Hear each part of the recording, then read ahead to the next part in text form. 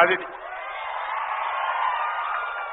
కోదండరాం జరగవా నిలబడి కోదండరాం సార్ ఎంత ముద్దుకున్నాడా బంగారం వాళ్ళు.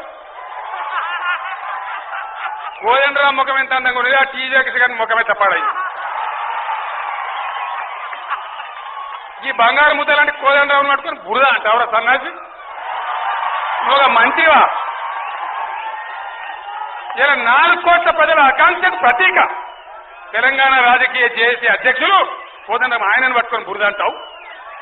ఏ విధంగా మాట్లాడతావు? ఎన్ని గుండెలు నీకు? ఇట్లా అవాకులు చెవాకులు మీ ఇష్టం వచ్చినట్టు మాట్లాడుతున్నా? ఇది ప్రజాస్వామ్యమా? ఒక మంత్రి గౌరవమా? ఏ పద్ధతిలో మాట్లాడతావు? అంటే కండ కావరమా? అహంకారమా? ఎందుకు మాట్లాడతావు ఇట్లా? దీన్ని చూసుకుంటూ మేము మౌనంగా ఉండన్నా. టీజీ వెంకటేష్ మళ్ళా ఇటువంటి పిచ్చి కూతలు కూస్తే నీ నాలుక కోసేస్తాం బేటా, జాగ్రత్త అని మనం చేస్తా ఉన్నాం.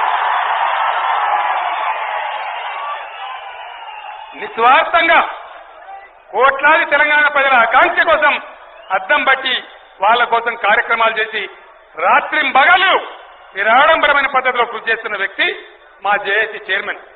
మా జేఏసీ చైర్మన్ అంటే ఇక్కడ ఎవరు చేతులు ముట్టుకొని కూర్చోవడానికి సిద్ధంగా లేరు. తగిన బుద్ధి చెప్తారు, జాగ్రత్త అని మనం చేస్తా ఉన్నాం, హెచ్చరిక చేస్తా ఉన్నాం.